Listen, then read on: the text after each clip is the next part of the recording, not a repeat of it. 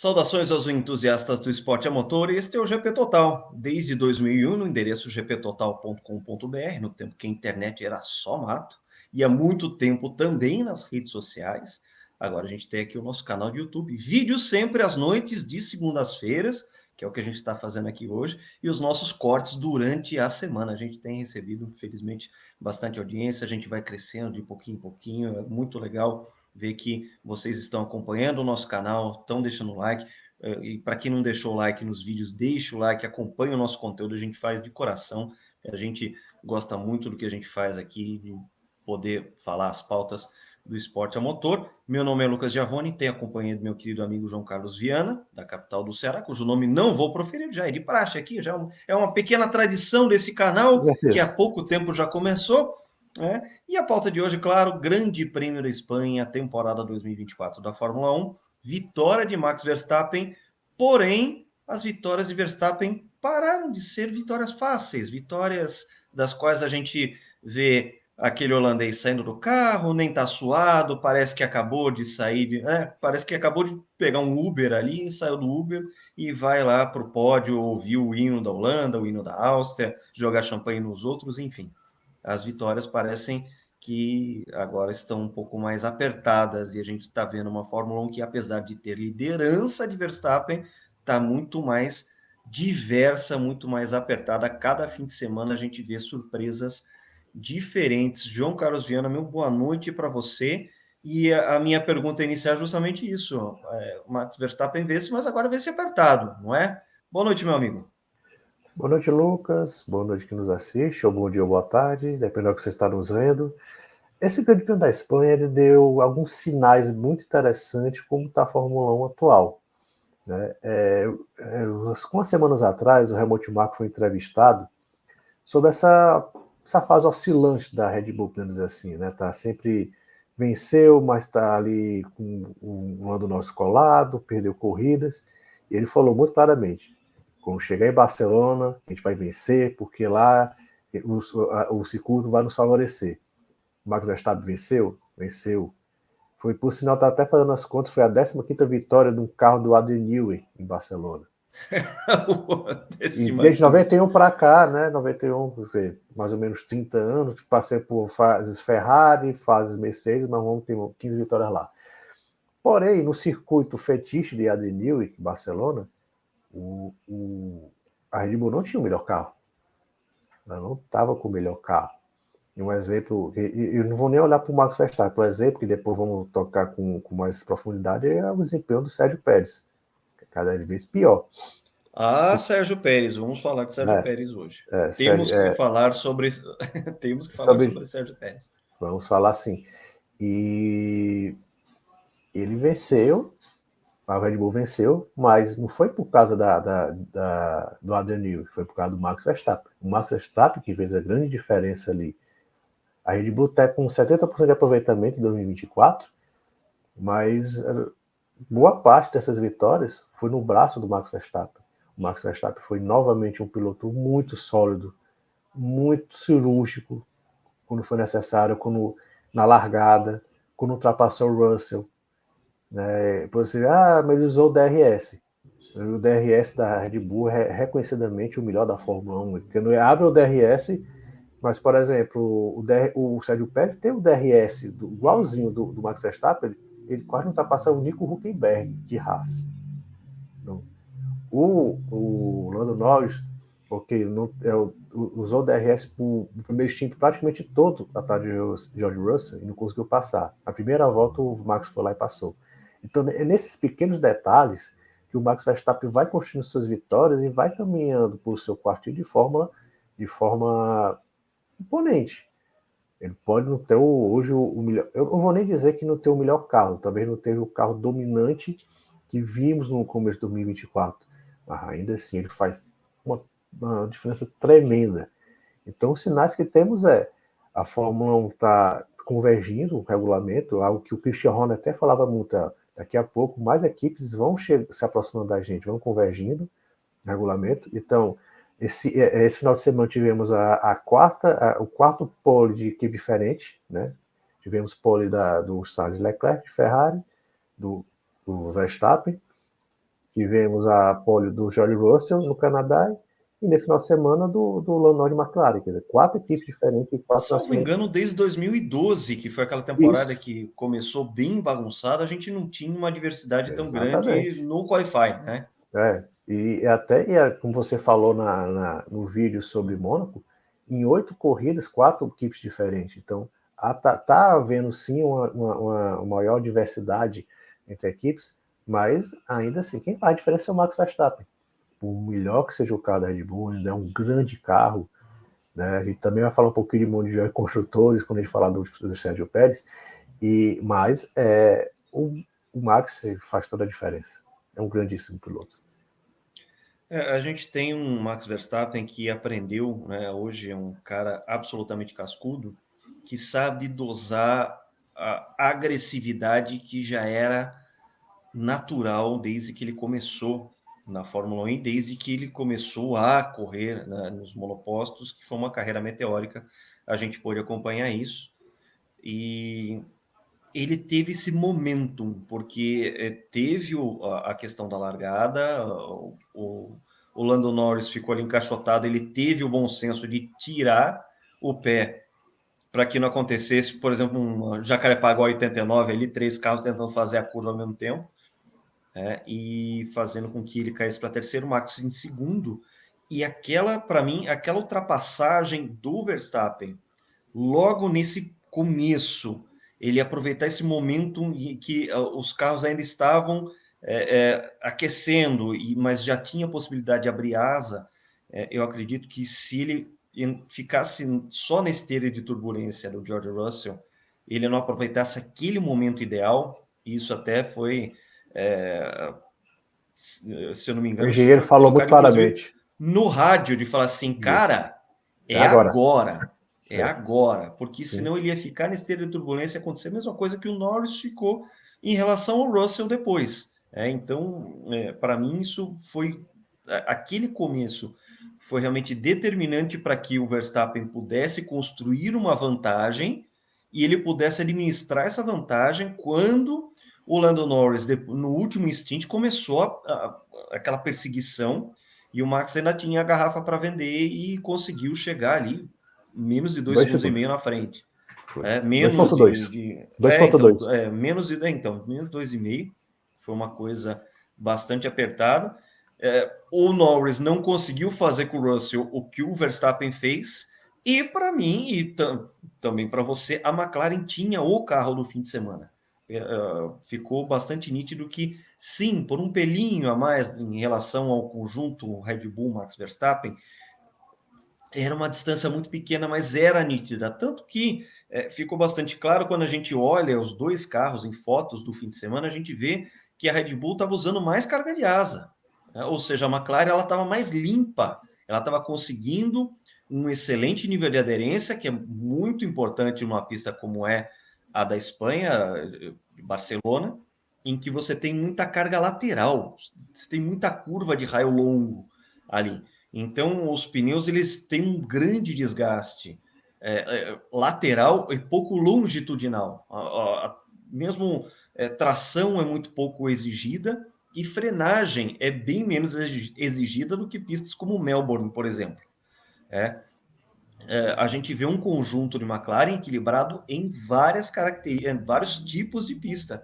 E agora a gente viu no palco sagrado de Adrian Newey uma McLaren que teve sim um pouquinho superior à Red Bull. E repito, o que foi determinante para a vitória do Max Verstappen foi esse ataque inicial ao George Russell. Ele pôde fazer uma leitura, ele pôde fazer uma tática de corrida, instintos programados para poder se defender da McLaren ao fim da corrida, porque cedo ou tarde o Lando Norris ia se livrar do Russell, ele ia partir para cima, e a gente teve também muitas táticas diferenciadas de pneus, inclusive a gente vai falar mais para frente o quanto o pneu mais duro, o faixa branca, não funcionou, isso deixou gente contrariada, a gente teve clima azedo em Mercedes, a gente teve clima azedo em Ferrari, por causa desses pneus brancos, enfim. Eu Mas acho que. uma coisa que dá Lucas, para deixar bem claro, João, fale. Não, termina esse raciocínio que tem outro detalhe também que da Red Bull que a gente tem que chamar atenção. Teve teu raciocínio? Oi? Termina seu raciocínio, que depois eu quero falar uma coisa bem interessante da Red Bull também. Ah, sim, sim. Não, é de que a gente já consegue enxergar um Lando Norris maduro o suficiente para disputar a vitória com o Verstappen de maneira contínua, de uma maneira em que ele está cada vez menos sentindo a pressão de estar disputando vitória o tempo inteiro.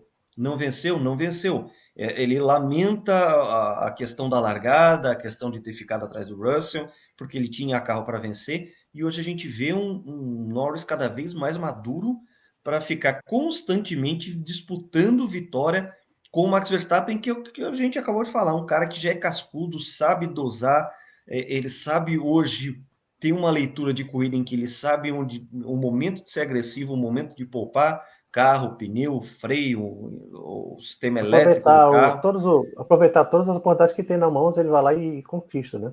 É muito. Exatamente. Tá nesse nível. E o que eu ia falar, Lucas, da Red Bull, que apesar de hoje não ter um carro dominante, mas eles são muito bons, é incrível a estratégia, temos estratégico, pit stops, 1,9 segundos na primeira parada, eles foram muito certeiros na hora de parar, e a gente percebeu a McLaren patinando ali, ele fica, o Norris, ele, ao invés de parar logo em seguida, esperou 2 voltas, então eu acho que ele tivesse parado na volta seguinte, talvez ia chegar bem mais próximo na linha de chegada, né? E falando sobre, só complementando o que você falou sobre o Norris, basta dizer que 2 anos atrás, se o Lando Norris chegasse em segundo, ele estaria rindo, feliz, batendo o champanhe no pódio, aquela coisa toda. Ele já está no nível que, pô, cheguei em segundo, pô, ele tava contrariado no pódio, porque ele sabia que Uhum. podia vencer. E como eu até coloquei nas pílulas. Isso é fome, isso é ótimo. É muito Ele bom. está com fome de vencer. E o, Quer e o, mais, e isso é ótimo. sim, com Ótimo para o certeza. campeonato, ótimo Para para a Fórmula todos. 1. Sim. Inclusive, ele tá, que eu ia falar agora, ele está sendo o que todo mundo esperava que fosse o Leclerc. Um real rival para o Verstappen. Eles se dão muito bem, ainda, né? Mas todo mundo esperava que fosse o Charles Leclerc, que fosse aquele cara que fosse um rival grande para o Max. Não, o Lando já está. Ele que chegou primeiro a esse patamar, lógico, ajudado pela. A gente tem sempre enaltecer a engenharia da McLaren. A McLaren não é uma equipe de fábrica, é uma equipe cliente. Ela está fazendo um trabalho melhor que a equipe de fábrica, que a Mercedes. E o André Stella está fazendo um grandíssimo trabalho, né? E a gente tem que também exaltar que a McLaren sempre fala, o Gil de Ferrand tem um pouquinho desse crescimento da McLaren, também tem que falar isso. E o Lando hoje está assim, num nível. Ele fez essa corrida de Barcelona, eu até coloquei na coluna, só dando um pequeno spoiler, ela foi mais tática do que emocionante, mas foi uma corrida de altíssimo nível, principalmente no terço final de corrida, você via que o nível alto que estava, tanto o Max como o Lando. A gente está aqui exaltando muito que o Max fez diferença, mas o Lando fez uma corrida assim de tirar o chapéu. Ele foi muito forte, foi muito bem. Ele soube a disputa que ele teve com o Russell foi muito bonita. A gente critica tanto o DRS, mas ele passou metade da volta trocando tinta com o Russell. Não tinha mais DRS ali. Ele trocando, passando por fora, levando por fora, passando por. Foi muito bonita a manobra que ele Realmente uma disputa muito bonita. ficou em segundo lugar ali, praticamente sem DRS, só na primeira ultrapassagem, mas depois eles foram brigando pau a pau ali, foi muito bonito. O Lando hoje já está performando num nível muito alto, e aquela história, o que não faz uma primeira vitória? Tirou no ombro aquela pressão, que ele havia uma pressão muito grande do Lando com relação a conquistar a primeira vitória, conquistou a primeira vitória, a confiança dele explodiu, e hoje ele está fazendo Sim, sim. um O campeonato. elemento da confiança, E realmente. tanto que ele já assumiu de forma merecida o vice-campeonato. Muitos pontos atrás do Max, eu acho que não vai ter briga pelo título. Vamos ser sinceros, ninguém vai querer vender uma emoção que não existe. mas ele já está no lugar que ele merece, que é o segundo lugar do campeonato. Legal. Vamos falar da complementação do pódio, porque o Grande Prêmio da Espanha foi a 10ª rodada, 10º round da temporada 2024. E pela primeira vez, Lewis Hamilton deu as caras no pódio este ano, coisa que a gente já tinha visto o Russell no pódio. Já é a 18ª temporada consecutiva do Lewis Hamilton, todo mundo exaltou esse recorde. E eu vou fazer uma pergunta provocativa. Já estava na hora, né, dele aparecer no pódio, João? Está na hora de aparecer na temporada, né? Nem no pódio, na temporada. Né? Ele estava fazendo uma temporada muito abaixo. É tanto que essa semana surgiu uma história, né, que e-mails foram enviados para a cúpula da Mercedes dizendo que o Hamilton está sendo boicotado. Não, totalmente uma coisa totalmente absurda, né? Que a Mercedes, lógico, o Mundial de Pilotos é o que dá mais aparece mais, mas tem um Mundial de Construtores, então ela não pode simplesmente boicotar o seu segundo piloto, né? Quem diria, Lewis Hamilton segundo piloto, mas faz parte. Mas o Hamilton, a gente estava conversando antes um pouquinho de gente entrar aqui, né, Lucas? O problema do Hamilton, ele é um grandíssimo piloto, tá no Olimpo dos gigantes da Fórmula 1, mas ele tem um sério problema de mentalidade, o Lewis Hamilton. Principalmente na comparação. Vamos comparar com o Max Verstappen, a mentalidade dos dois. O Max é muito superior ao Lewis Hamilton em termos de mentalidade, de foco na carreira, foco na corrida. E o Hamilton, quando ele viu que a Mercedes, talvez tenha até ter sido por isso que ele escolheu para a Ferrari 2025, quando viu que a Mercedes 24 não ia ser essas coisas todas, você vê que ele já baixa a guarda. Ano passado ele foi terceiro lugar no campeonato, ele fez um bom campeonato, ele chegou por um detalhes ou outro, ele poderia ter sido vice-campeão à frente do Sérgio Pérez. E esse ano já, pô, Mercedes não foi tão bem, já baixou a guarda, já estava fazendo um campeonato bem abaixo, sempre levando o pau do George Russell. Acho que a classificação está 8-2, um negócio assim, então tá uma goleada dentro da Mercedes, né? E só for a Mercedes melhorar um pouquinho o carro, né? Segundo o James Allison, que é o diretor técnico da Mercedes, eles foram para um caminho, o caminho está dando certo, o Lewis Hamilton do nada aparece, faz uma ótima corrida, né? E se foi alguém que tem sido boicotado, seria o George Russell. Ele foi boicotado dessa corrida pela própria Pois equipe. é, a gente teve a situação em que o Russell foi um dos que pegou o pneu duro, né, o pneu faixa branca, no stint final de corrida. A gente sabe que durante o fim de semana as equipes fazem o uso dos jogos de pneus que são fornecidos, enfim, e que nem sempre fica com jogo novo para o final das corridas. Mas, de qualquer forma, a Mercedes optou por colocar os pneus duros no carro do Russell. O Russell já teria chance de pódio, mas ele acabou sendo ultrapassado pelo Hamilton, que estava de pneus macios, pneus vermelhos, que era o exato oposto, né? Existiam aí as três gamas as três opções, que era o branco, que era mais duro, o amarelo intermediário e o vermelho, que é o pneu mais mole, mais aderente, né? O macio. E a gente viu essa murchada, né? O George Russell acabou ficando na quarta colocação, até chegou. Ele passou 2/3 O, da corrida em terceiro lugar, na posição de pódio, liderou as primeiras duas sim, voltas, até a metade da corrida estava em segundo, caiu para terceiro, foi ultrapassado pelo Lando, depois acabou levando do Hamilton.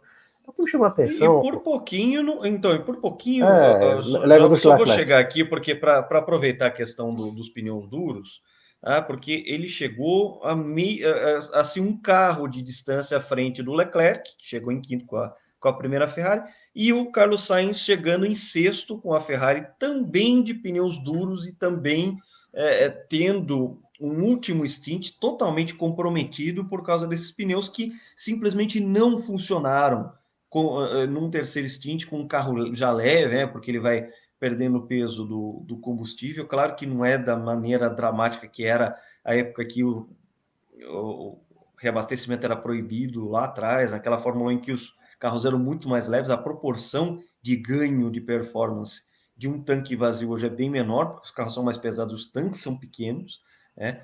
Mas, de qualquer forma, assim, é uma tática que realmente não deu certo, estragou o ambiente da Mercedes, porque o Russell não concordou com aquilo, e também o próprio ambiente da Ferrari. A gente já vai chegar lá, a gente só vai amarrar aí a pauta da Mercedes, mas já vamos chegar em Ferrari, que também ficou com clima azedo, e a adoção dos pneus duros para o Sainz também foi um componente que estragou o humor lá pelos lados de Maranello. Com relação à Mercedes, o que me chama a atenção foi que quando o Norris ele esticou o primeiro stint, né, justamente para ele ter pneus melhores em comparação à galera que vinha à frente, o Sainz e a dupla da Mercedes, que chamou muito minha atenção foi que quando ele ultrapassou o Sainz e rapidamente chegou no Hamilton, o Hamilton estava 1.2, 1.1 atrás do Russell. Então, se o Russell tivesse tirado um pouquinho o pé, ele ia dar DRS para o Hamilton e podia segurar mais um pouco, né?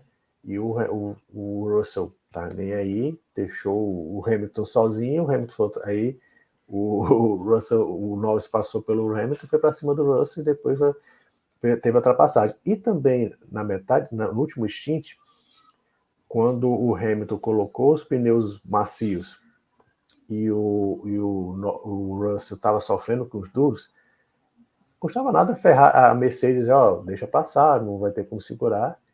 E o Russell jogou duro. E o Hamilton deu uma senhora fechada na manobra que deu ultrapassagem, deu uma senhora fechada no Russell. Deixou muita atenção. Então, percebe-se ali que o clima dentro da Mercedes tá aquele como fala no jogo, não tá aquele morango, não tá um morango. Tá bem complicadinho a situação Não, a da vida não é um Mercedes. morango, tanto na Mercedes quanto na Ferrari. E principalmente na Ferrari, que a gente vai falar agora. Vamos Né, falar de Ferrari. Vamos de Ferrari, João, é, porque, vamos lá. A gente viu que a Mercedes estava um pouquinho à frente do conjunto Max Verstappen Red Bull, afinal de contas, outra Red Bull a gente já vai falar mais tarde.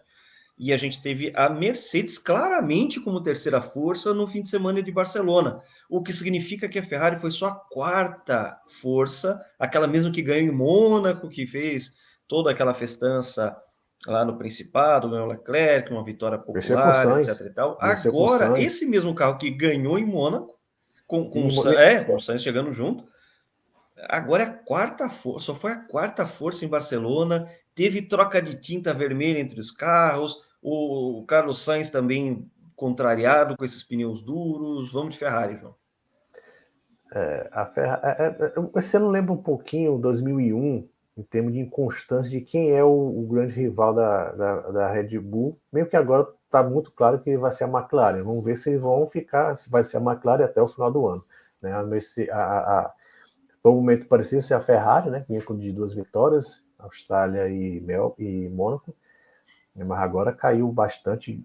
Montreal fez um final de semana horripilante, mas só que como aquela história, né? Que nem tudo tá ruim, não pode piorar. Além de ver a Ferrari, além de ver a McLaren bem à frente e a Mercedes se aproximando e passando, agora tem que lidar com 2 pilotos que estão trocando tintas, né? Depois da corrida tem uma câmera acho que é do Lando Norris, não, do Oscar Piastri, em que você percebe claramente o Carlos Sainz e o Charles Leclerc discutindo o toque que eles tiveram no iníciozinho da corrida. Passou muito rapidamente, foi um toque muito leve. E no final, o Charles Leclerc fez uma declaração bem explosiva, né? O Sainz queria dar um show na frente da sua torcida, até mesmo por causa dessa situação na carreira.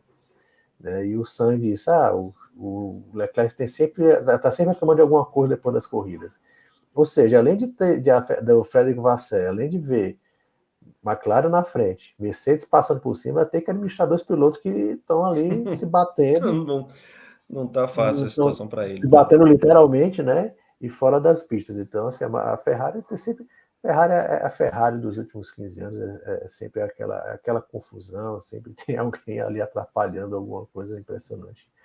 O que acontece com a Ferrari realmente é decepcionante. A gente, quando a Ferrari venceu em Mônaco, a forma como ela venceu, a vitória do Leclerc, tudo bem, a Mônaco foi uma coisa muito atípica, né? Teve a bandeira vermelha, todo mundo muito lento, mas não foi uma vitória fortuita, não foi aquela vitória que caiu no colo do Leclerc. O Leclerc largou na pole, liderou de ponta a ponta, então foi uma vitória da Ferrari. A Ferrari mereceu ter vencido ali, né? O Carlos Sainz chegou em terceiro, e na outra corrida já foi aquela desgraça, não pontou com nenhum dos carros, e chegaram em quinto segundo. Pior que eles brigaram. Teve toda essa confusão do Leclerc com o Sainz, só que largaram em quinto e sexto com o Leclerc na frente e chegaram em quinto e sexto com o Leclerc na frente. E detalhe, você falou aí, Lucas, que o Leclerc chegou colado no Russell, só que a diferença do Sainz por serem colocados o Oscar Piastri foi em torno de 1 segundo e pouco.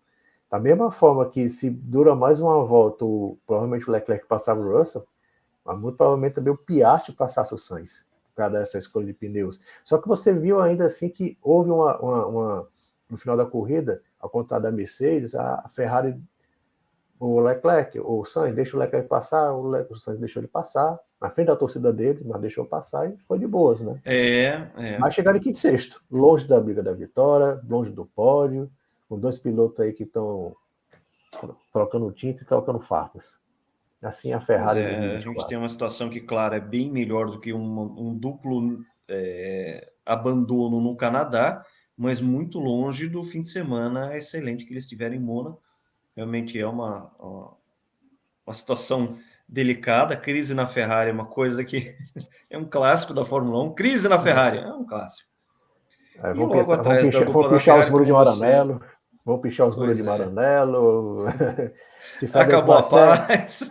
se Frederic Vasseur for um bom dirigente, eu sou um astronauta. Mais ou menos isso.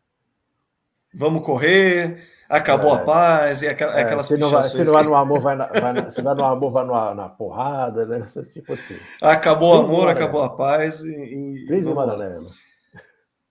Logo após a dupla da Ferrari, como você bem ilustrou, chegou o Oscar Piastri e eu tenho uma opinião que assim, ele fez uma corrida que acabou sendo um pouco apagada, até por causa desse brilho do Norris, esse protagonismo que o Norris hoje assumiu, e isso tem muito a ver com a confiança dele, com uma subida de nível. Parece que os dois estavam ali mais ou menos no mesmo ponto da escadaria, no qual se questionava realmente se o Lando Norris ia emplacar como um piloto que sim brigaria por vitória, ser um piloto de ponta para fazer poles, chega constantemente em pódios, enfim, coisa que ele está se provando agora.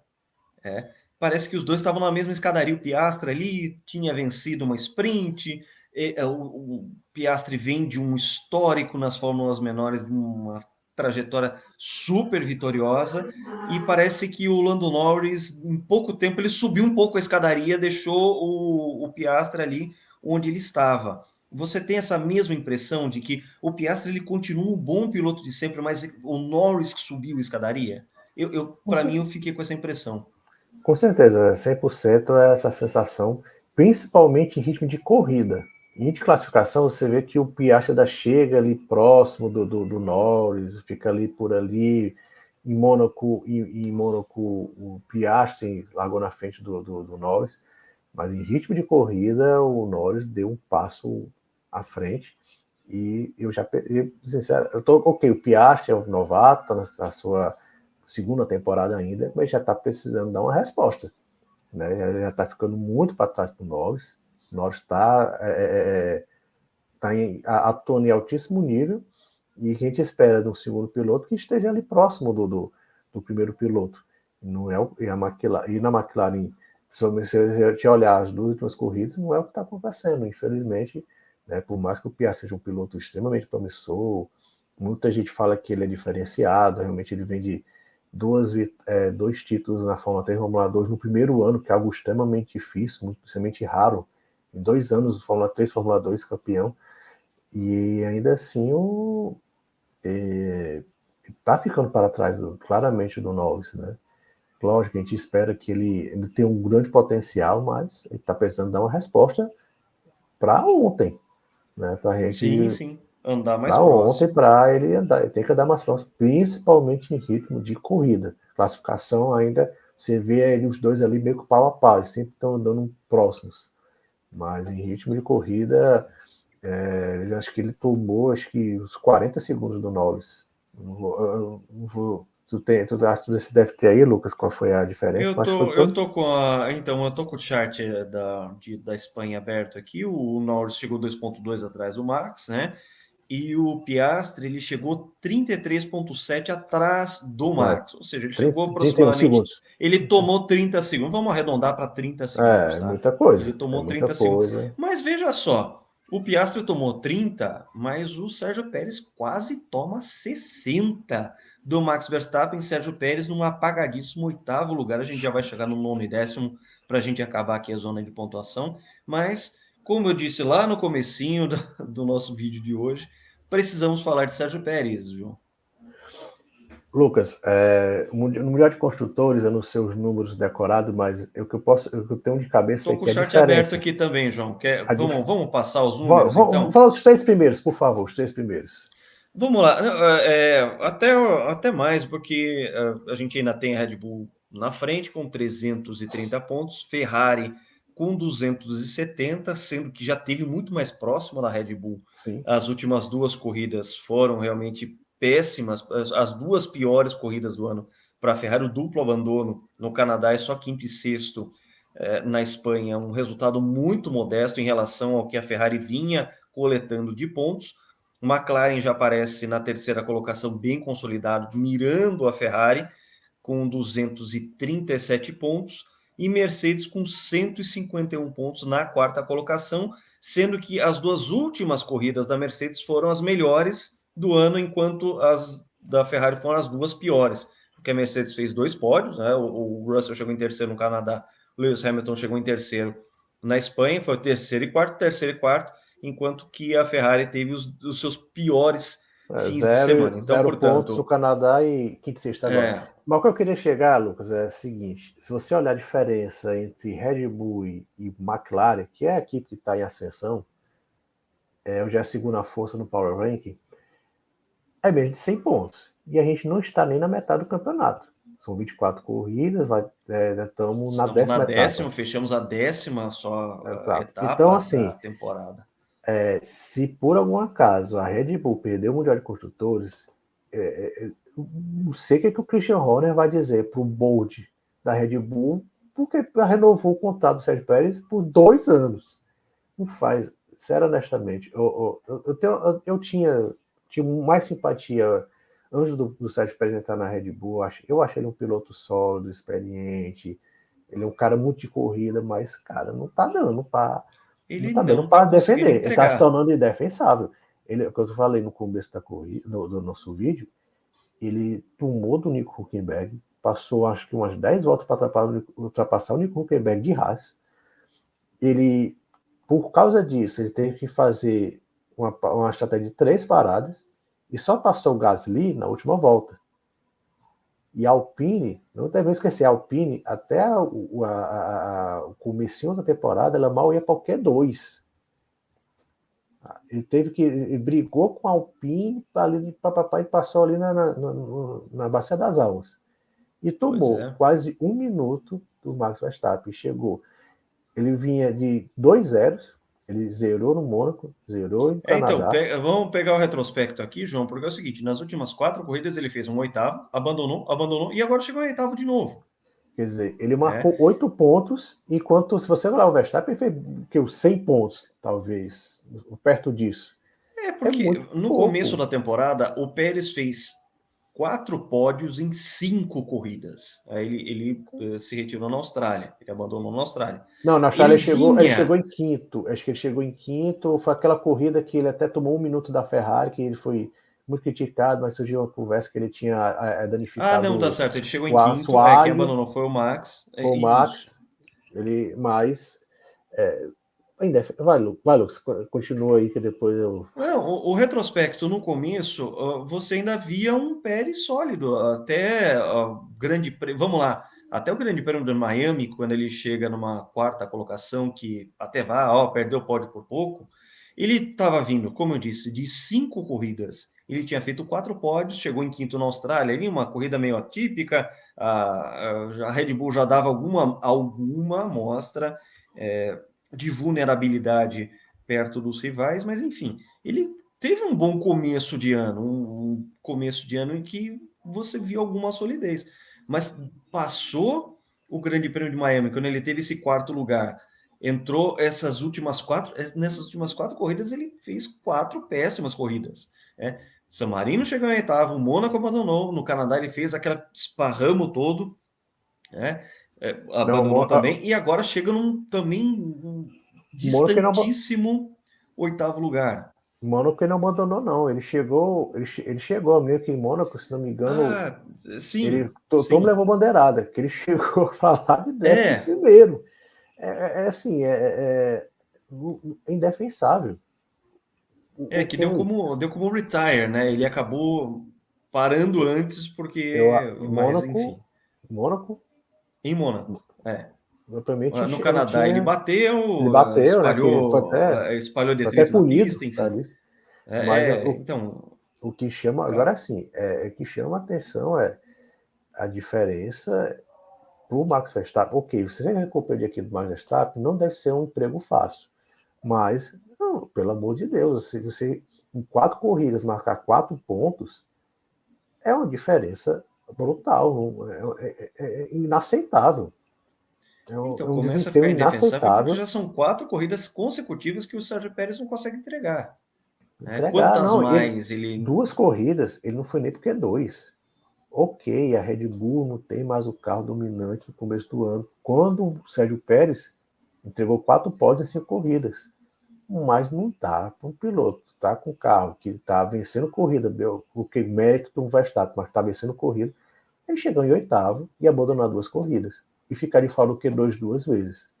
Não dá, não dá para segurar. Se a Red Bull perder esse Mundial de Construtores, o Cristiano não vai ter argumento nenhum por ter renovado com o Sérgio Pérez por 2 anos. Não é por Não dois é uma anos. temporada, não, são duas, É 25 e realmente. 26. Eu acho que pelo amor de Deus, que acho que quem trocou falta ali não foi com o funcionário, foi com o Pérez, só pode, não faz sentido. Pois é, é uma coisa que fica complicado mesmo. Antes da gente falar de Alpine, só trazer uma coisa humana muito bacana, né? A gente já cobriu o Lando Norris de elogios aqui, mas teve um episódio durante o fim de semana, o Hospitality Center da McLaren teve um princípio de incêndio, foi chamada a brigada de incêndio local, ali os bombeiros locais, né? Tudo certo, não teve prejuízo material nenhum, e o Lando Norris fez questão de presentear todos os envolvidos nessa ocorrência, aí o pessoal que ajudou a apagar esse princípio de incêndio, ganhou ali os bonés da McLaren, todo mundo fez foto junto do Lando Norris. Então, o Norris não só tem sido um cara muito bom dentro da pista, mas como também tem mostrado que ele é genuinamente um cara legal fora das pistas. Eu só fico preocupado em saber se ele vai ter aquele instinto matador na hora de disputar um Killer título Instinct. mundial, como a gente sabe que o Max Verstappen tem, aquele instinto assassino. A gente está botando muitas aspas nesse termo, mas enfim, saber se esse cara que é um cara super legal, um nice guy do paddock, se ele vai ter se ele vai Para poder você, ficar de cara fechada é, e encarar os desafios de ser um futuro campeão mundial, porque tudo leva a crer que o Lando Norris tem capacidade sim, e hoje, com confiança em alta, ele já está provando isso. é aquela história, né? Para você ter sucesso na Fórmula 1, ser bonzinho não é uma característica, não é um adjetivo que esses grandes campeões têm, ser bonzinho. Vamos ver, como você falou muito bem, Lucas, vamos ver até quando ser um nice guy do paddock vai ser bom. Não estou dizendo para o cara ser nó cego para ser campeão, mas a história mostra que os nice guys nem sempre são os caras que são campeões na Fórmula 1, infelizmente. Pois é, vamos aqui então, João, fechar a zona de pontos. Dupla pontuação para a Alpine, com o Gasly na frente do Ocon, nono e décimo de novo, que aliás é a terceira vez consecutiva que a Alpine está pontuando. Pela segunda vez consecutiva, um nono e décimo, o Gasly à frente do Ocon. A Alpine parece que realmente saiu do coma e está começando a andar e está se mostrando o carro que passa a ser a quinta força do grid à frente da Aston Martin. Vamos já emendar os assuntos aí, porque a Alpine tem a questão da saída do Esteban Ocon, da equipe, alguns lobbies para já trazer alguns nomes. Um nome que surge na Alpine é o nome de Flávio Briatore, que ressurge das catacumbas de uma expulsão da Fórmula 1 que não foi expulsão coisa nenhuma. Foi Enfim, perdoado. é a novela do Hector Bonilha. Te perdoo. Lucas, só fazer uma correção realmente que eu falei aqui, que em Mônaco o Sérgio Pérez abandonou. Ele abandonou, foi aquela, até foi a causa da bandeira vermelha foi o acidente que ele teve com o Kevin Magnussen. Só me A corrigindo. largada ali que ele é. Ele não chegou, Isso foi. mesmo. O duplo Só me, abandono da Haas com o Sérgio Pérez. só me Pérez ficou lá corrigindo. atrás porque deu bobeada na Também qualificação. teve. A Haas foi Ficou desqualificada e fora. deu aquele efeito borboleta todo. Agora, Só me corrigindo agora a aqui. coisa voltou para a cabeça aqui e a gente pode Foi, só. destrinchar essa parte. Mas vamos falar de Alpines e Briatores e entradas e saídas, lobbies, motores que vão, motores que vêm. O assunto é Alpine.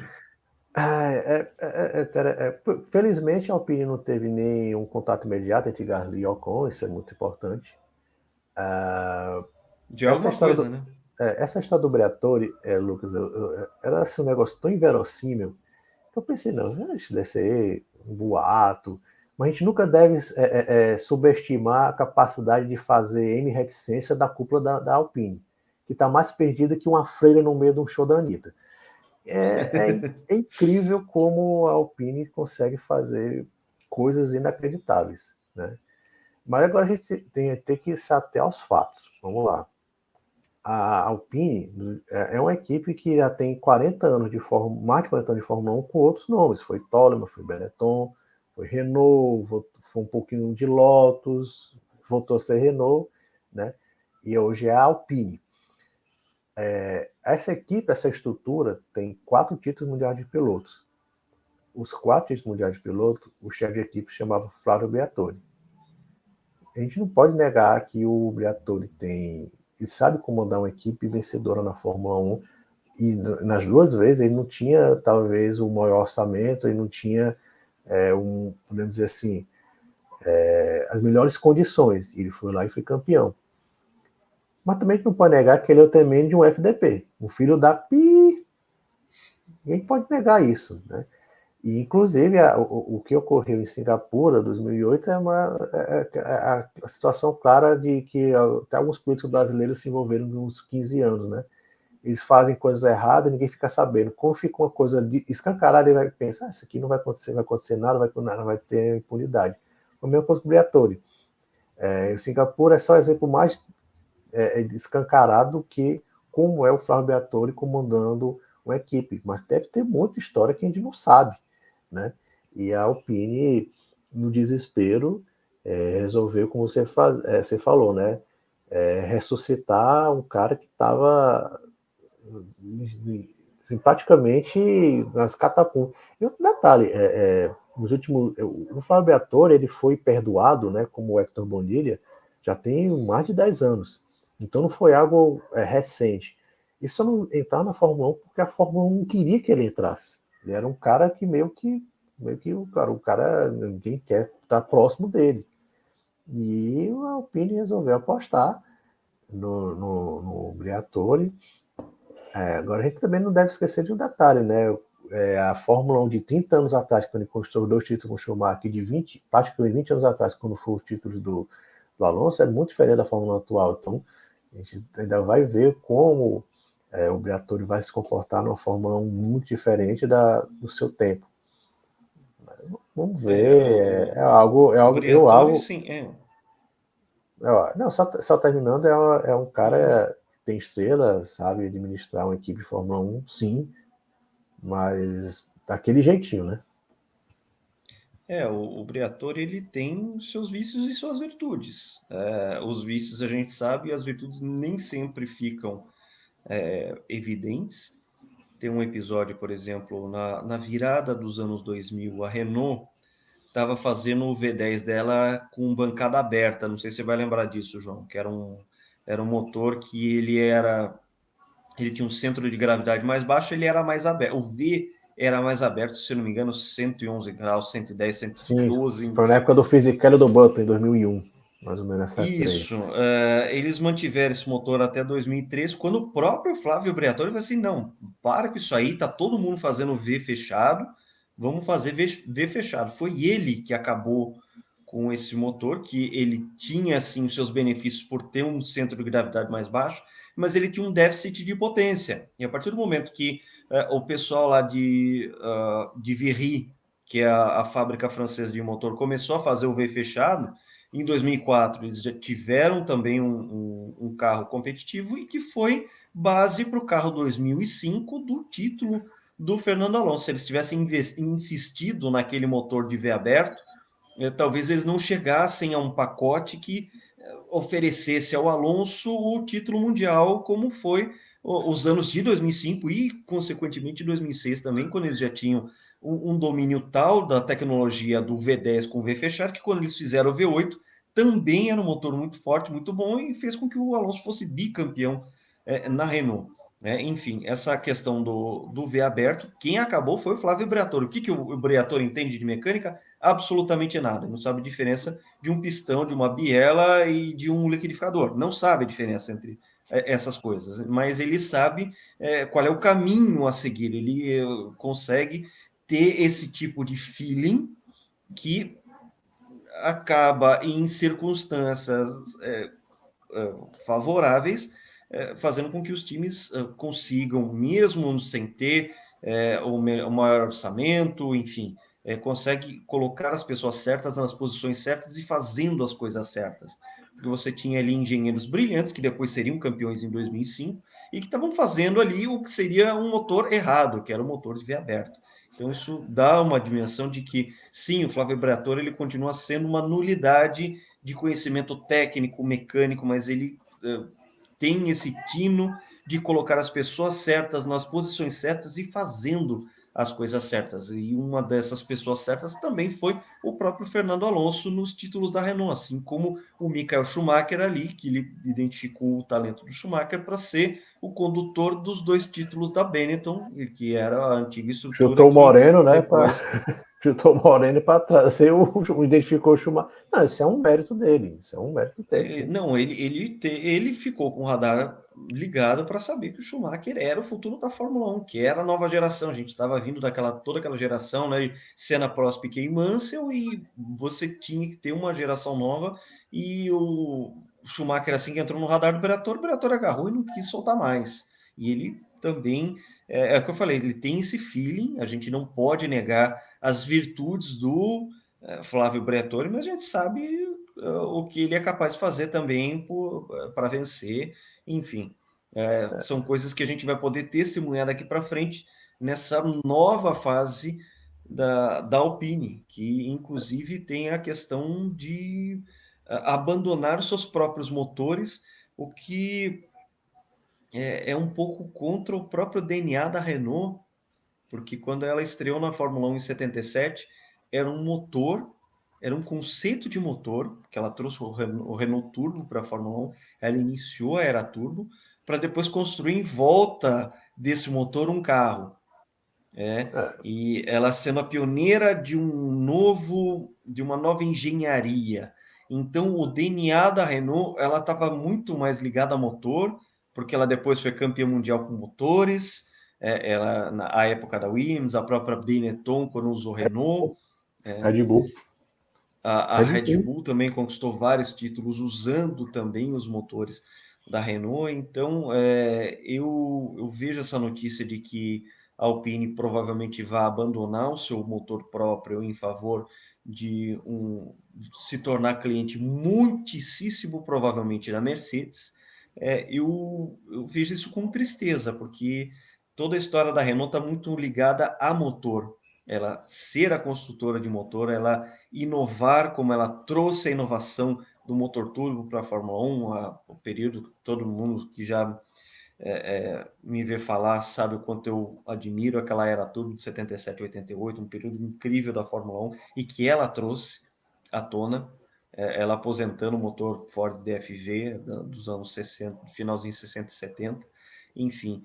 Eu enxergo com muita tristeza, mas ao mesmo tempo a gente vê que de repente é uma solução puramente pragmática de que fala assim, olha, isso aqui é um problema a menos para a gente cuidar, vamos cuidar do departamento de chassi, reestruturar a equipe, e é uma coisa que a gente sabe que o Briatore sabe conduzir bem, a gente sabe o lado B do Flávio Briatore, mas tem o lado A também, que é essa de poder colocar as pessoas certas nas funções certas, fazendo as coisas certas. João, como é que você vê isso? Eu vejo com muita tristeza essa questão de uma Renault não tendo mais motor Renault. E é contraproducente, né? A Alpine é uma equipe de fábrica da Renault, e de repente a gente é uma equipe da Renault, mas a gente não vai usar motor Renault. Meio que faz muito sentido.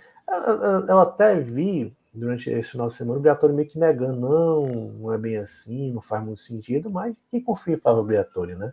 Ele vai fazer de tudo para voltar a vencer, a colocar a Alpine como uma equipe vencedora. Então, se for o caso de, chega para a Renault, pode colocar dinheiro aqui, mas o seu motor não presta, vamos usar um motor Mercedes. Eu acho que eu não teria um escrúpulo nenhum em jogar o nome da Renault, porque isso também vai muito contra a Renault, porque vai dizer assim, Renault, você não sabe fazer motor. Mas ele tem até uma história que inclusive a Red Bull jogou naquele momento que os motores híbridos entraram na Fórmula 1 e a Red Bull teve muita dificuldade, teve uma briga muito feia com a Renault, a gente deve lembrar muito disso, inclusive que teria sido o Fábio Briatore que teria, quando na época do CAS, né, as equipes estavam desenvolvendo os motores híbridos, os motores elétricos, teria sido o Briatore que meio que dizer, não, essa parte aqui não vamos nesse caminho. Isso acabou atrasando muito a Renault na questão de motores elétricos, né, na parte elétrica do motor da Fórmula 1 atual, né, não dá de potência, né, que agora não é nem motor, unidade de potência. Então foi muito disso, né, mas vamos aguardar. E vou ser bem sincero, Lucas, eu não duvido nada que o Briatore, como eu até falei, vamos ver uma Fórmula 1 diferente do que o Briatore foi campeão na década de 90, nos anos 2000. Mas não duvido que ele consiga ter sucesso, até porque, vamos lá, como eu falei no começo do vídeo, a Alpine, no começo do ano, ir para o Q2 era motivo de alegria. Agora já está pontuando de forma regular. Faz 3 corridas que está pontuando, nas últimas 2 pontuou com seus dois pilotos. Então, mesmo com a equipe trocando de chefia a todo momento, tem 2 pilotos que se odeiam, a equipe está evoluindo. Tanto se você olhar o Power Rank, ela, de forma inacreditável para a Aston Martin, ela ultrapassou a Aston Martin. Hoje é a quinta força da Fórmula 1. A Aston Martin caiu para a sexta. Ela começou, né, ali brigando ali com a Mercedes para ser a quarta força, está atrás da Alpine. Né? E aí pode ser que o Briatore acerte, mas vamos acompanhar. Vai ser interessante, né? Mas vamos acompanhar o que o Titi e o Flávio pode fazer. Junto com o Flávio Briatore, a gente sabe que existe uma segunda vaga da Alpine, que começa a ficar interessante, porque é um carro que já começa a pontuar com certa regularidade, e já começam a surgir alguns nomes. Primeiramente, a questão do Carlos Sainz, que muitos falou que ele estaria muito próximo de fechar com a Williams. Teve até aí alguns veículos de comunicação ingleses cravando que ele realmente seria contratado pela Williams, coisa que até agora, seria anunciado esse final de semana. Não foi confirmado, não há nenhuma informação oficial a respeito disso. E agora começa a se falar do próprio Sainz indo para a Alpine, ao mesmo tempo que a gente já começa a enxergar alguns lobbies vindos de alguns personagens para que essa segunda vaga da Alpine seja preenchida pelo Mick Schumacher, que atualmente faz parte do programa de endurance da Alpine. A Alpine foi péssima nas 24 horas de Le Mans, os dois carros quebraram, mas que de repente pode ter aí uma reviravolta. Já tem Jean Todt cobrindo o Mick Schumacher de elogios, enfim, já está acontecendo aí um pequeno movimento para que se incentive a Alpine a fechar com o Mick Schumacher para ser titular deste segundo carro da Fórmula 1, ser companheiro do Pierre Gasly. Quem será que vai assumir essa vaga? Eu acho que bem interessante, porque quando o Oscar Piastri, né, deu um chega para lá na Alpine, né, ele foi para a McLaren, ele percebeu que eu não vou ter chance aqui. Eu acho interessante porque a Alpine tem um piloto muito promissor lá nas suas canteiras, que é o Jack Durham. Para quem não sabe, ele é filho do Mick Durham, que foi pentacampeão das 500 cilindradas no Mundial de Motor Velocidade. Para quem não está reconhecendo aqui o nome. E o cara está sendo totalmente escanteado, né, para trazer. Se eu fosse, se eu pudesse ser se eu sou do Briatore, eu traria o Sainz, né? É tanto que já há fotos com o Carlos Sainpai conversando com o Flávio Briatore, para quem quer ligar os fios, né, pode pensar nisso. E conhecendo o Flávio Briatore, como é aquele cara que não pode, ele confunde biela com a colher, mas ele sabe escolher pessoas. Não sei se o Flávio Briatore olharia para o Mick Schumacher e diz, não, você é o piloto que vai ser o futuro da equipe ao lado do Gasly. Eu acho muito difícil. Mas ninguém sabe, né? Há uma pressão, né? Até o Jean Todt deu uma exagerada federal, né? Dizer que metade do grid é pior, do grid atual da Fórmula é pior que o Mick Schumacher. Tudo bem, tem pilotos como o Stroll, como o Guan Yu Zhu, Bottas, que já mereciam, já estão fazendo horas na Fórmula 1, mas metade do grid, acho que exagero. Eu não acho que o Mick Schumacher ele ficou abaixo, ele teve 2 anos na Haas, né? E não sei se você soube, Lucas, até na imprensa alemã deu uma confusão granada quando o Gunter Steiner disse que ele não merecia ser piloto. O Ralf Schumacher e o Timo Glock, até o Ralf Schumacher, eu acho que, eu não sei, eu acho que eu ou o Michael deve ter feito alguma coisa com o Steiner, para ele ter tanta raiva da família Schumacher, mas realmente a vaga da Alpine está ficando um atrativo. Com a chegada do Briatore, que a gente falou, tem os ônus e os bônus, há os bônus que chamam a atenção, a equipe está crescendo aos trancos e barrancos, até tá ficando interessante, né? E seria uma volta o Carlos Sainz. O Carlos Sainz esteve naquela estrutura ainda como Renault, acho que em 2018, foi 2017, por aí, ele esteve lá. Eu contrataria o Sainz, acho que seria um nome interessante, ou o Jack Durham, se eu quiser fazer uma aposta, né? Vamos agora aos não pontuantes do Grande Prêmio da Espanha, porque a gente teve aí o Nico Hülkenberg chegando na 11ª posição, não muito longe das Alpines, e a gente só teve o Fernando Alonso em 12º lugar. O Alonso, que é um especialista nesse circuito da Espanha, ele que estava correndo aí diante de sua torcida, só chega na 12ª colocação. Clima pesado também na Aston Martin, né, João? O Fernando Alonso criticou abertamente a equipe, lembrando que ele tem um contrato de 2 anos, né? Ele vai até 2026, vai ser o primeiro ano da Honda na equipe Aston Martin. É muito complicada a situação. A Aston Martin é uma equipe complicada, né? Que ela tem um peso morto dentro do time, que é o Lance Stroll, né? Mas ninguém mexe, ninguém tem peito para dizer para o Lawrence que o problema da equipe é o filho dele, então ele vai ficando lá. Até, né, surgiu nessa semana a notícia que o Adriano teria feito uma visita à fábrica da Aston Martin, que dizem ser uma fábrica muito grande, foi feito um grande investimento, o túnel de vento lá é um dos melhores da Fórmula 1 atual, mas é uma equipe, ela passa a sensação de ser uma equipe familiar que ninguém leva muito a sério, né? Infelizmente. Enquanto o Lance Stroll estiver lá, é essa sensação que vai ter, né? E isso começa a incomodar o Alonso, sim. É um piloto. O Alonso, ele sempre falou que, ó, eu estou aqui para me divertir. Só que quando você se diverte brigando por pódio, como é que acontecia no passado, era bem mais legal, né? Quando você tá ali brigando para ser 12º, 13º, levando ultrapassagem, brigando com o Kevin Magnussen, acho que não é tão divertido assim, não. Então, eu sinceramente, honestamente, Lucas, eu não me surpreenderia se o Fernando Alonso jogasse tudo pro alto. Pessoal, não vou mais brincar disso, não. Então, ir para a Alpine. A pessoa na Alpine? Pessoal, a Alpine, esqueça, a nova administração agora está com o meu amigo Flávio Briatore, vamos para O lá. celular, então, eu ia chegar nisso. O celular do Briatore, ele tem. O WhatsApp do Briatore, ele tem. Assim, Flávio, podemos tomar um café? Vai saber. Vai, pensou?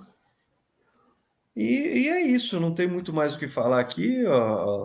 A Racing Bulls fora dos pontos, Daniel Ricciardo fora dos pontos, Agora, foi enfim. uma decepção. Agora a Red Bull foi também uma decepção. Ela tava Ela estava ali melhor, estava marcando pontos, estavam aquela rabeirinha pontuando. de pontos ali, estava sempre disputando. Ela O teve um Tsunoda desempenho péssimo, é realmente. tanto que o Tsunoda é o 10º colocado no lugar de pilotos. Então ele vinha marcando pontos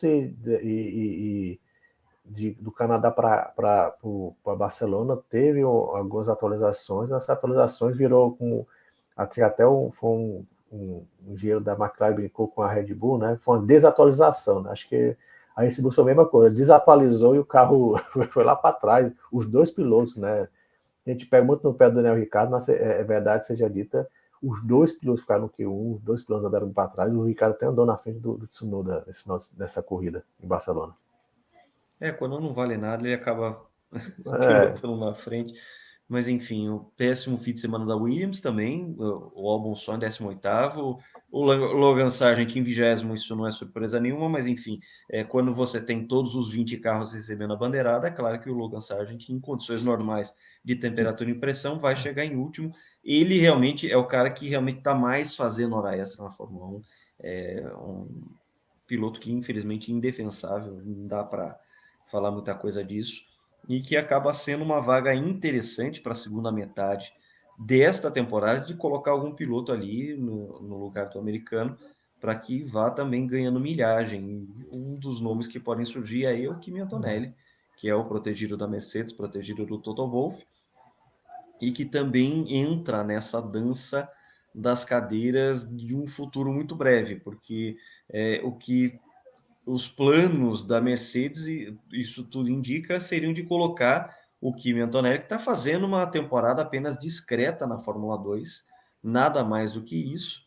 Esperava-se até mais do piloto, como uma jovem promessa, mas que tudo estaria encaminhando para que ele fosse um piloto da Mercedes para o ano que vem. E aí a gente tem a situação em que a Mercedes também faz um grande esforço para ter o Max Verstappen a partir de 2026. E a gente encerra aqui a edição da Espanha aqui com esse final de dança das cadeiras, envolvendo esses nomes e saber o que a Mercedes quer fazer realmente, se ele quer colocar o Antonelli, se ele quer manter o George Russell, que afinal de contas está por onde é que fazendo um bom vai George Russell? trabalho. Por onde é que vai George Pois Russell, né? Essa é, vai conversa sobrar toda. o George Russell no É, mercado, assim, à toa? Como é que exatamente, é fica, bem estranho. João? E surgiu agora no final da tarde, né? A gente está falando aqui dia 24, que o Drogovic teria uma chance de ir para o Williams, né? Porque de repente se o. Porque o que se fala? Que o André Kimi Antonelli. Assim, verdade seja dita, o André Kimi Antonelli está no primeiro ano de Fórmula 2 e está dando na frente do Oliver Burman, que companheiro de equipe dele na Prema, na Fórmula 2, que já está no seu segundo ano. Isso aí tem que. O pessoal está pegando o pé do Antonelli muito porque mudaram as regras para fazer correr, só para ele correr. Por que não fizeram isso com o Colton Herta, por exemplo, né? Naquele momento, uns 3 anos atrás, que o Colton Herta até para entrar na Fórmula 1 e não tinha ponto Sim, sim. suficiente, ninguém quis mudar a regra e de repente o Toto Wolff mexeu seus pauzinhos e mudou a regra, né? Mas o Antonelli está nadando na frente do Oliver Bowman, que fez uma grande corrida na Ferrari, e tudo indica será um dos pilotos da Haas em 2025. Né? E surgiu essa história do Drogovic, porque o que se fala muito é que o Antonelli vai estar na Fórmula 1 esse ano, fazer algumas corridas com completar 18 anos e vai fazer no lugar do Sargent, coitado, Sargent. Apesar do Sargent ser um piloto da hora extra, acho que também estão meio que pegando um pouquinho pesado. O tato também que ele está recebendo lá na Williams ali acho que não sei nem se que o zelador lá da Williams recebe o tratamento tão descanteado. Mas o que chama minha atenção, assim, e o Drogovic seria mesmo para 25, né? Seria apenas para Sim, 25, sim. né? O que a Porque gente também fica, se que a gente ganha, fica preocupado é no timing. O tempo para o Drogovic está correndo. Se ele ficar fora desse timing, realmente ficaria complicado ele querer alguma coisa. Ele tá insistindo na Fórmula 1, já recusou aí algumas carreiras alternativas, algumas chances alternativas, e que o grande receio é realmente dele perder o timing. Ele acabou caindo com um piloto reserva de uma Aston Martin que tem toda aquela questão dessa estrutura absolutamente engessada por causa do Lance Stroll, e que a gente não sabe se o Lance Stroll vai ter aquela saída que eu já tinha sugerido uns seria uma boa episódios saída. atrás, porque a Aston Martin agora vai entrar, ela anunciou que vai pegar o Valkyrie e transformar ele em Hypercar e entrar no Mundial da WEC e inclusive usar esse carro na INSA americana em 2025.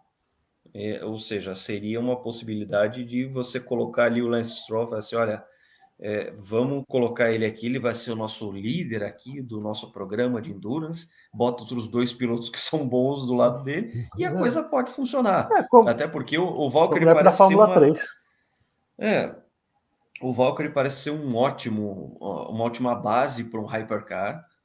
A gente sabe que tem dedo do Adrian Newey no desenvolvimento do Valkyrie, mais do que dedo, bota um braço inteiro ali. São vários É, dedos ali.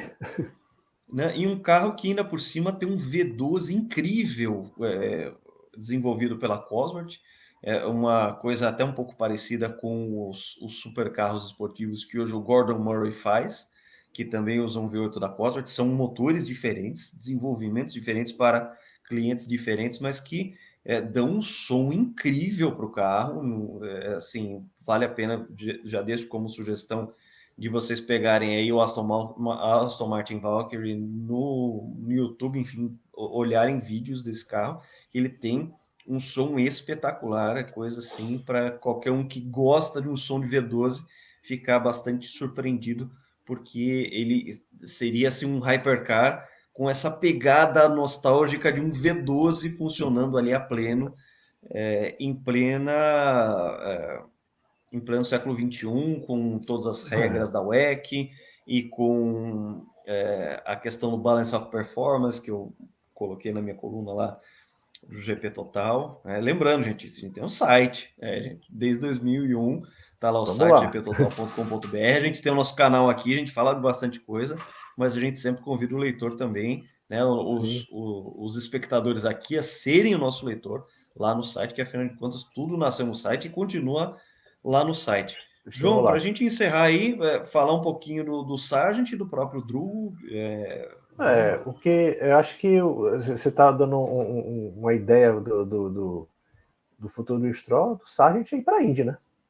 Que por sinal, o Drogovic, ele teve a gente está falando aqui do futuro do Drogovic, ele teve um convite muito grande da Ganassi, sempre da Ganassi. Hoje o Marcus Armstrong, né, que está até ali ao lado da Angela, que foi por muito tempo a fisioterapeuta do Hamilton, aquela vaga originalmente foi oferecida por Drogovic, e ele não aceitou, que é a Fórmula 1. Vamos ver se ele vai conseguir ir para a Fórmula 1. A gente torce, seria legal um piloto brasileiro, aumentaria assim, a cobertura, o interesse do brasileiro, que já é grande, mas aumentaria ainda mais com o Drogovic lá. E o Sargent ia correr ali na Delicoine, na Juncos, por ali na Indy, porque o Sargent ele realmente não tem. Sinceramente, eu estava falando aqui do tratamento que está recebendo isso realmente é muito chato, muito feio. Mas eu acho que não tem nível nem de ser piloto, sei lá, Ganassi, na Índia, ou tem um piloto da Rei Hall Letterman. É um piloto muito fraco. A verdade é essa. Não tem muito mais o que falar, é isso mesmo. E, João, com essas considerações a gente encerra a live de hoje. Meu muito obrigado aí a quem acompanhou, o meu companheiro de sempre aqui, o João Carlos Viana. Se você curtiu o conteúdo, curta, assine o nosso canal também, assine as notificações, que é o sininho ali, deixar o sininho em branco. A gente tem crescido de pouquinho em pouquinho. A gente gosta muito de trazer os materiais, fazer análise das corridas. A gente, na semana passada, teve o grande honra de entrevistar o Joe Ramírez. Para quem não acompanhou a entrevista, tá lá na íntegra. Tem também os nossos cortes que a gente colocou no nosso canal durante a semana, youtube.com/gptotal. É só ir acompanhando o nosso conteúdo. A gente faz tudo de coração aqui. A gente está muito feliz de poder ter, de pouquinho em pouquinho, a gente sobe o nosso número de assinantes, a gente sobe o nosso número de views, de likes nos vídeos também. A gente está bastante contente de ter essa resposta positiva sempre que a gente traz conteúdo novo aqui. É claro que a gente vai trazer mais análises dos GPs, todos os GPs aí da temporada. Ainda faltam mais 14 GPs para a gente terminar a temporada. A gente vai também trazer outras pautas históricas, outros entrevistados. É só uma questão de conciliar agendas. Aí a gente sempre vai trazer material novo para quem é entusiasta do esporte a motor, como a gente é. É isso aí, gente. Esse é o GP Total. Grande abraço a todos e até a próxima.